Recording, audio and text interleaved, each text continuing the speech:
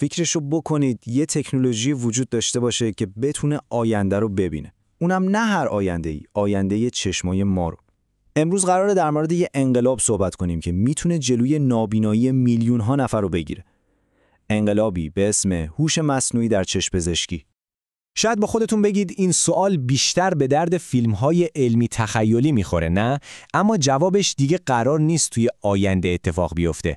جواب همینجاست، همین الان. و امروز میخوایم ببینیم که چطور یه ماشین میتونه آینده بینایی ما رو پیش بینی کنه. خب، جواب یک بله قاطع. این دیگه یه رویای دور از دسترس نیست. ما الان ابزارهای فوق‌العاده قدرتمندی داریم که دارن از ریشه روش‌های تشخیص و درمان بیماری‌های چشم رو عوض می‌کنن. خب، بریم سراغ بخش اول، انقلاب توی مراقبت از چشم. اصلاً بیایید ببینیم مشکل اصلی کجاست که هوش مصنوعی باید بیاد وسط میدون و حلش کنه. و این دقیقاً نکته حیاتی ماجراست. بیماری‌های خیلی خطرناکی مثل گلوکوم کاملاً بی صدا و یواشکی پیشرفت می‌کنن. یعنی چی؟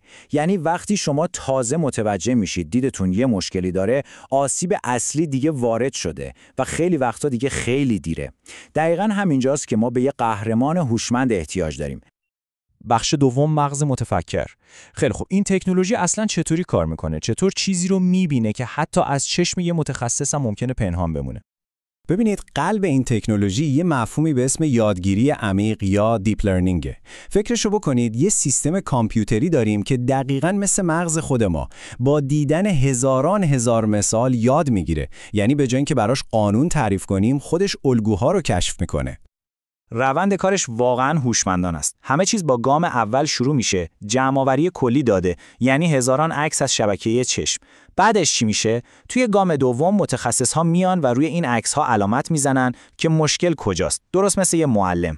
توی گام سوم الگوریتم با دیدن این مثال‌ها یاد میگیره که الگوهای بیماری رو تشخیص بده و تمام. گام چهارم، حالا این هوش مصنوعی آموزش دیده میتونه یه عکس جدید رو توی چند ثانیه تحلیل کنه. بسیار خوب، بخش سوم، مبارزه با عوامل اصلی نابینایی. حالا وقتشه ببینیم این تکنولوژی توی دنیای واقعی جلوی کدوم بیماری ها رو میگیره. اولین و شاید مهمترینشون رتینوپاتی دیابتیه. این اسم بزرگ و سخت در واقع یه عارضه خیلی جدی از دیابته که به رگ‌های خونی شبکیه آسیب میزنه و متاسفانه عامل اصلی نابینایی توی آدمای جوان و فعال تو کل دنیاست. حالا چرا این موضوع برای ما انقدر مهمه؟ چون توی ایران بیش از 11% آدم‌های بالای 25 سال دیابت دارن. این یعنی میلیون‌ها نفر در خطر ابتلا به رتینوپاتی دیابتی هستند و تشخیص زودهنگام برای نجات بیناییشون یه ضرورت کاملاً حیاتیه. این جدول قشنگ نشون میده که هوش مصنوعی چرا یه جورایی گیم چنجر یا تغییر دهنده بازیه. فقط به تفاوت‌ها نگاه کنید. سرعت تحلیل از چند ساعت میرسه به کمتر از 1 دقیقه. دسترسی از کلینیک‌های تخصصی که همه جا نیستن میاد توی مراکز بهداشت عمومی و از همه مهمتر، هوش مصنوعی هیچ وقت خسته نمیشه. تحلیلاش همیشه دقیق و پایداره، برعکس انسان. حالا بریم سراغ بیماری دیگه‌ای که دید مرکزی افراد مسن را هدف قرار میده. AMD باعث میشه فرد نتونه چهره‌ها رو تشخیص بده یا کتاب بخونه. این بیماری دو نوع خشک و تر داره که نوع ترش خیلی تهاجمی تره. اینجا جاییه که قدرت شگفت‌انگیز هوش مصنوعی خودش رو نشون میده. پیشبینی آینده. این الگوریتم‌ها با تحلیل اسکن‌های خیلی دقیق شبکیه میتونن علائم اولیه تبدیل شدن بیماری به اون نوع خطرناکتر تر رو ماه‌ها زودتر از چشم انسان تشخیص بدن. این یعنی چی؟ یعنی پزشک میتونه قبل از اینکه آسیب جبران ناپذیری به وجود بیاد درمان پیشگیرانه رو شروع کنه. دزد خاموش بینایی چه توصیف دقیقی برای بیماری بعدی ماست، گلوکوم یا همون آب سیاه. این بیماری مثل یه دزده، چون بدون هیچ علامتی توی مراحل اولیه کم کم دید اطراف فرد رو ازش میدزده. تشخیص گلوکوم کار سختیه، چون دکتر باید چند تا چیز مختلف رو همزمان بررسی کنه. اینجاست که هوش مصنوعی برتری خودش رو نشون میده. این سیستم میتونه همه این داده ها رو با هم ترکیب کنه و الگوهایی رو پیدا کنه که اولین نشانه های آسیب به عصب بینایی هستن. تا اینجا از تشخیص گفتیم. حالا بریم سراغ بخش 4 و ببینیم هوش مصنوعی توی اتاق عمل چی کار میکنه. بله، کاربردش فقط به تشخیص محدود نمیشه و به کمک جراحا هم میاد. هوش مصنوعی داره حتی توی جراحی آب مروارید یا همون کاتاراکت هم یه تحول بزرگ ایجاد میکنه. همون عملی که احتمالاً شایع‌ترین عمل جراحی توی کل دنیاست. توی این عمل عدسی کدر شده چشم با یه لنز مصنوعی جایگزین میشه. ببینید، یکی از بزرگترین چالش‌های این جراحی حساب کردن دقیق قدرت اون لنز جدیده. هوش مصنوعی میاد چیکار میکنه؟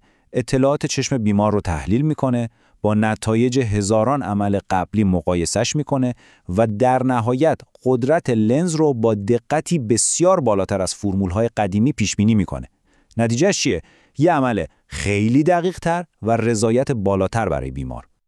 خب، بخش 5. اما همه چیز که به این راحتی ها نیست.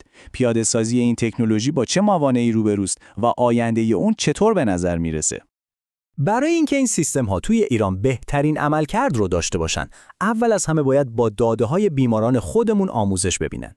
از طرفی هزینه های اولیه این سیستم ها بالاست. امنیت داده های مسئله خیلی مهمه و گرفتن تاییدیه های قانونی هم خودش یه پروسه جداست.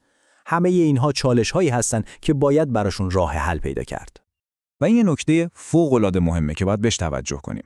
هدف از این تکنولوژی حذف کردن دکتر نیست. اصلاً هوش مصنوعی ابزار کمکی بی‌نهایت قدرتمنده که تخصص و تجربه پزشک رو تقویت میکنه و بهش اجازه میده تا تصمیم‌های بهتر و سریعتری بگیره. و اما چشم‌انداز نهایی واقعاً هیجان انگیزه. آینده‌ای رو تصور کنید که توش الگوریتم‌ها با تحلیل داده‌های ژنتیکی و عکسای چشم شما ریسک مبتلا شدنتون به بیماری‌ها رو سالها قبل از وقوع پیش‌بینی می‌کنن.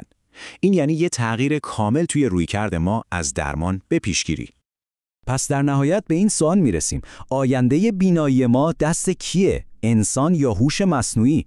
اما شاید سوال درست این نباشه که کدوم یک، بلکه اینه که چطور این دوتا کنار هم میتونن آینده‌ای رو بسازن که توش با ارزش‌ترین حس ما، یعنی بینایی، برای همه حفظ بشه. کلید آینده توی همین همکاریه.